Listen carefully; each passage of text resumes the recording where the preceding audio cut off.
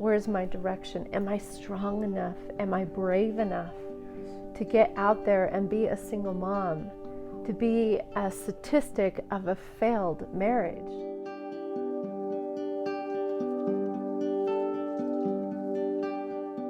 Basically, he was saying, I hear your prayers. The words of your mouth are coming to me, and trust in my word. I had previously been married for a good 10 years. I had 3 young children. They were 5, 3, and just about turning 2. So my oldest was in kindergarten. I'm experiencing this as a new mom, finally have a child in school, and just really doing my best to try and keep my family together. I mean, we would go into the back room at nighttime and I'd read stories with them. I'd sing Families Are Together Forever. We read Alice in Wonderland and Charlie and the Chocolate Factory. I just really wanted to have tender times with them. And their dad worked 2 jobs, so a lot of the times he wasn't even there at nighttime. It was me taking care of the kids. And I really was struggling with where my marriage was going. I felt like he wasn't even seeing me for who I was and what I had to offer as an eternal spouse. We'd already gone through some really hard times, and I believe in the power of forgiveness, and I believe that a person can change, and that's what I held strong to. I believe that also there's a space where you've given your all, you've done your part, and that you can be released. I knew that I had to do my part. I had to know that everything that I had done when I was in the presence of the Lord again, that there would be honor. It was important to me to know that I had done my part to try and keep this eternal marriage. And so there was a lot of turmoil in my heart as I'm trying to keep things from my kids, but also be mindful of where's my direction? Am I strong enough? Am I brave enough to get out there and be a single mom?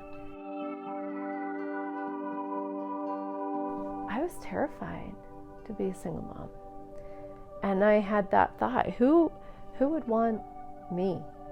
As I was trying to decide where I was going with this, I got in the habit of using the scriptures. I wanted to always kind of turn on to more of a spiritual direction with that. And it was interesting as I practiced having faith in that the scripture would have meaning for either something that I experienced the day before, something that was happening later on in the day, or that I could actually use to share with a friend that came into my life. Well, for several months, I was getting some really hard scriptures that were telling me that an affair was happening in my marriage. I was feeling very removed from my spouse. And I believe that he's a good man. He's just, somehow he'd allowed the world to come in and blind his eyes, to not be able to see me as bride anymore. We were becoming roommates. I was spending a lot of time alone. And at one point, I even asked in prayer, what is this all about? Why is this coming up? But basically it was saying, I hear your prayers. The words of your mouth are coming to me, and trust in my word. That tender mercy of realizing that it's not just me, I'm not just crazy, but there are angels listening. Along those lines, my daughter was in kindergarten, and my other daughter was 3, and my little baby boy was about 1.5. I was very busy being a mom, taking care of kids, and trying my best to keep my stress out of their life.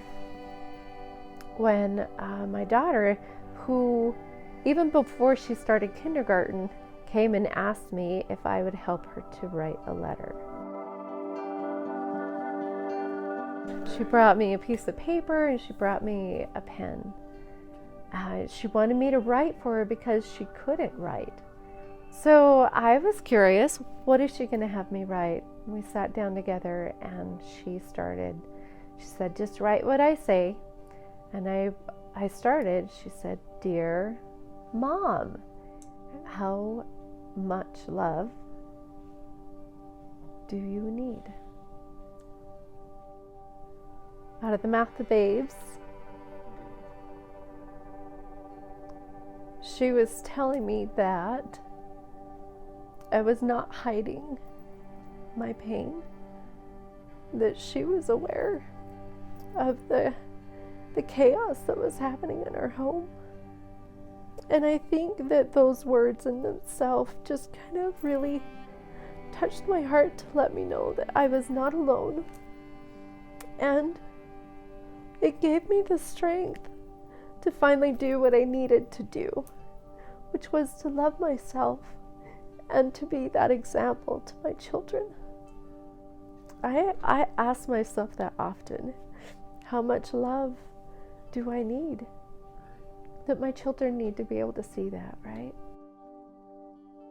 So I was grateful for that tender mercy, and to gain the strength of realizing, okay, it's time for me to get serious about this. Well, in my stress, I had gotten so ill that I wasn't tasting food anymore. And when you don't taste food, you rarely desire food, right? Even water didn't taste good to me. And I was 95 pounds when I moved into my parents' home. So I'd really lost a lot of weight. And I had a blessing by a dear friend in the ward that I was able to gain both my taste back and also receive the blessing that said that the Lord had seen my work and that He was releasing me, which I needed to have. I needed to know that everything that I'd done was valuable at keeping my marriage strong, so that if I were to pass away and be in the presence of my Lord, that I could say I've done my part, and to receive His blessings as I went down this path of trusting Him entirely.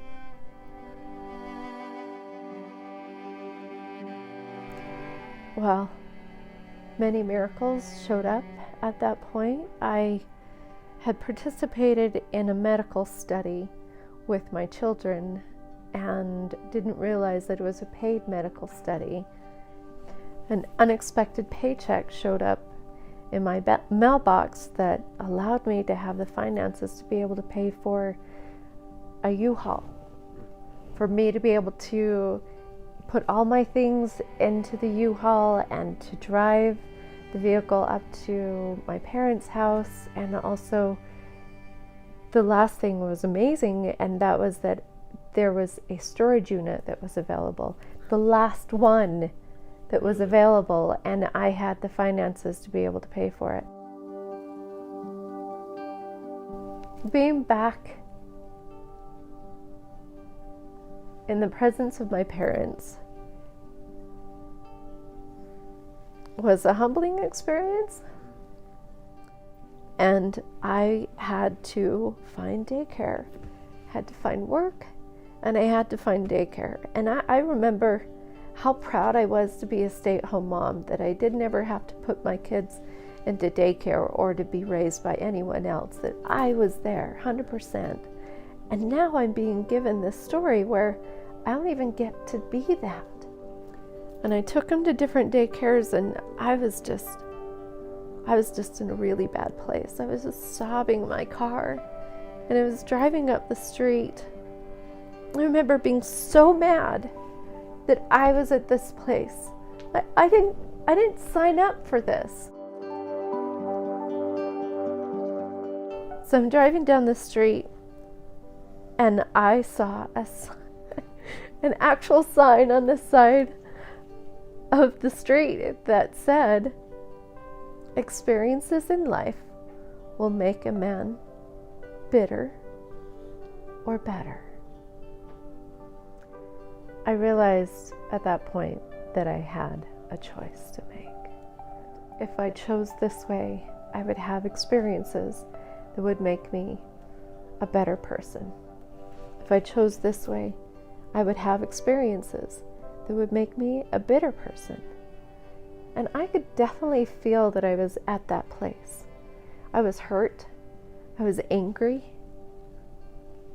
I could understand why some women go to a space of suicide, because this world would be so much better and the children would be taken care of if I'm not involved with this. When you're in your head and you're in that depression, things just don't make sense. And so for the fact to see a sign and read those words, I knew I wasn't alone.